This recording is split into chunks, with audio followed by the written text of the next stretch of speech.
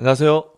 뻔하다고 생각되지만 사실 알고 보면 펀한국사, 재미있는 한국사 오늘도 즐겁게 시작해 보겠습니다. 자, 오늘은 고려의 신분제도와 신분 변동에 대해서 한번 살펴보도록 하겠습니다. 먼저 생각 열기부터 해보도록 하겠습니다. 장군과 재상이 어찌 타고난 씨가 따로 있겠는가? 우리 모두 봉기하여 최충원 등을 죽인 후 각자의 주인을 제거하고 노비 문서를 불태우자. 이거 누가 이 말을 했던가? 기억나나요? 네, 바로 최충원의 노비였던 만적입니다. 왜 만적은 반란을 일으키려고 했을까요? 바로 오늘 배울 고려의 신분제도의 답이 있지 않을까? 한번 볼까요? 자, 고려의 신분제도는 양인, 법적으로 양인이라고 하는 자유민, 세금도 내고 부담도 있지만 의무도 있지만 권리, 교육받을 수 있는 권리와 과거 시험에 응시할 수 있는 권리를 가진 양인이 있고요. 그리고 자유롭지 못한 국가에 대해서 의무도 없지만 권리도 없는 교육도 못 받고 과거 시험도 못 치고 자 이러한 천인으로 구분해서 이러한 제도를 양인의 양, 천인의 천 합쳐서 양천제라고 부릅니다. 자 그렇지만 사실 실상은 좀 세분화되죠. 제일 위에는 귀족이 있고 그 중간에 중류층이라고 불리는 세력이 있고 그 말단 피지배층 그러니까 일반 백성 양인으로서 많은 백성들은 일반 양민이라고 부르고 천인은 대체적으로 천민으로 부르죠. 네 개 신분이라고 볼 수 있겠네요. 그럼 먼저 하나하나 한번 살펴볼까요? 먼저 귀족부터 보겠습니다. 참고로 귀족과 중류층까지는 지배층이라고 부르고 대다수 백성이었던 양민과 그 다음에 천인이었던 천민은 피지배, 지배받는 계층이라고 불렸죠. 먼저 귀족부터 볼게요. 자, 어떤 사람들을 귀족이라고 하느냐? 바로 문반, 무반, 즉 문신과 무신, 고위 관리들을 귀족이라고 불렸어요. 기준점이 어딜까 궁금한데 대체적으로 우리 문벌귀족 할 때 배웠던 5품 이상의 관리들이 기준이 아닐까라고 판단하고 있습니다. 이러한 귀족의 대표적인 예시는 문벌귀족, 시기의 흐름에 따라 바뀌었던 지배층, 무신도 그렇고요. 그 뒤에 건문세족도 이러한 귀족이라고 분류할 수 있겠네요. 됐죠?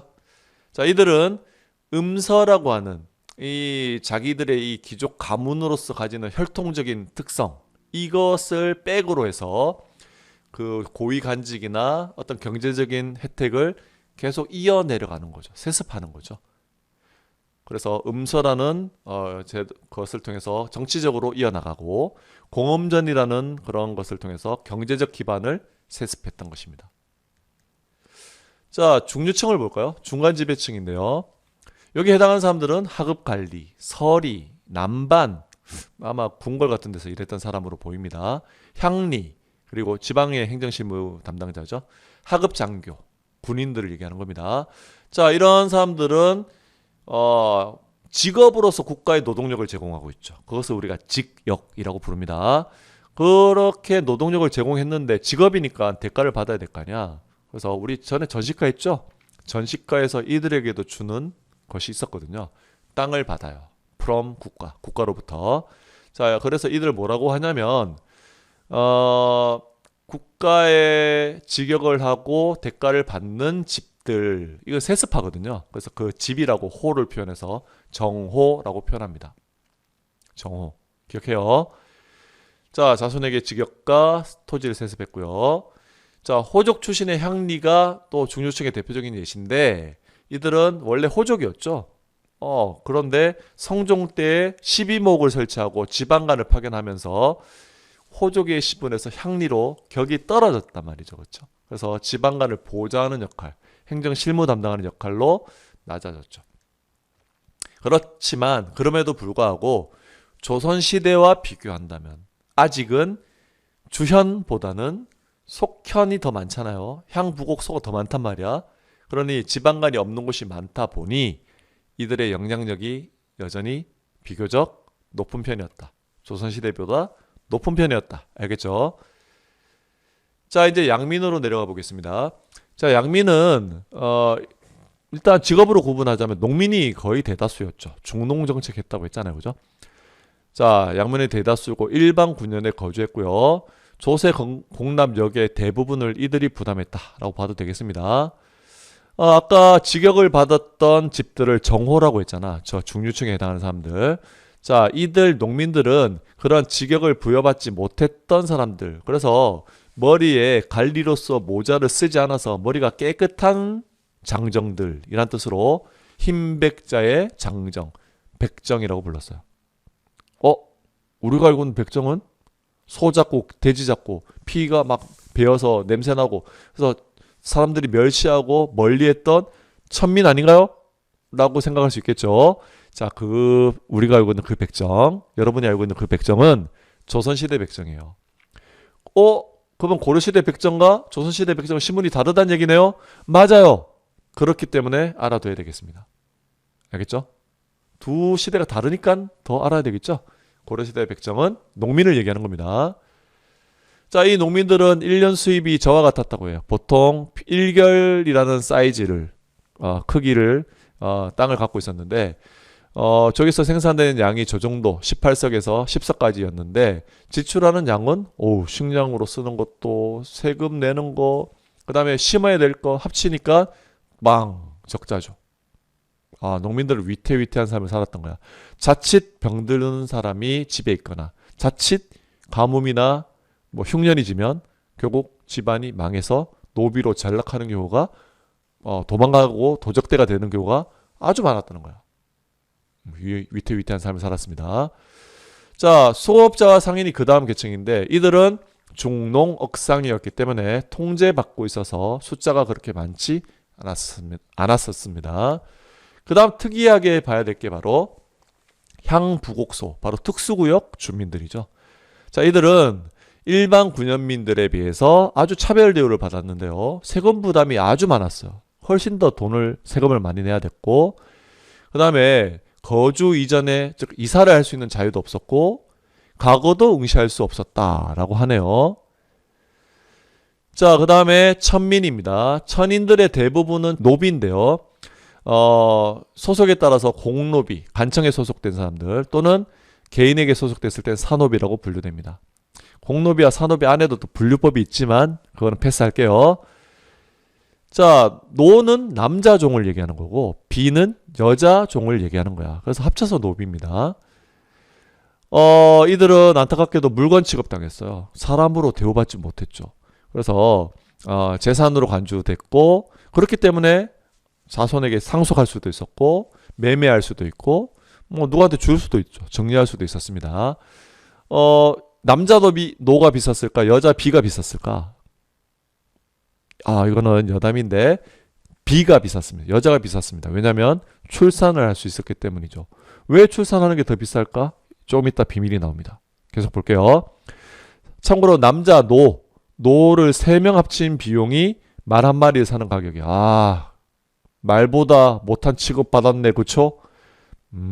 이런 요즘으로선 상상도 못할 일이다, 그죠?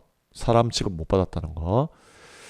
자, 일천즉천이라는 법이 고려 후기에 정립이 됐대요. 이게 확정이 됐답니다. 그전에도 비슷한 개념이 있었는데 한마디로 부모 중에 한쪽이 노비이면 그 자식도 노비였다고 해요.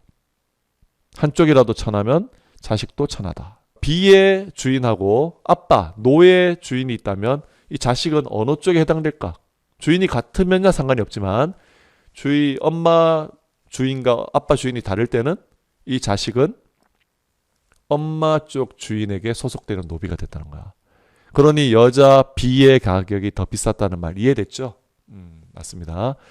자, 천민의 노비 말고 또 있었는데 화척, 진척, 제인 등이 있었습니다. 그럼 잘 모르겠지만 조선시대의 약간 백정 같은 지금 고려 백정하고 헷갈리면 안 돼. 조선시대 백정처럼 도살업을 했던 사람들 같은 경우를 얘기하거나 아니면 뱃사공 같은 힘든 일을 했던 사람들을 얘기한다고 합니다. 자, 아까 얘기하다 말았는데 양인을 직역 여부에 따라서 직역을 하느냐 안 하느냐 여부에 따라서 정호와 백정호로 나눴죠. 정호는 직역을 수행하고 대가로 토지를 받았어. 백정은 직역을 하지 않고 조세 공납력을 부담했던 일반 백성들, 농민들을 얘기하는 겁니다. 이 표를 이해를 할 수 있겠죠. 정오와 백정 구분할 수 있겠죠. 조선시대 백정 아니에요. 천민 아니라고.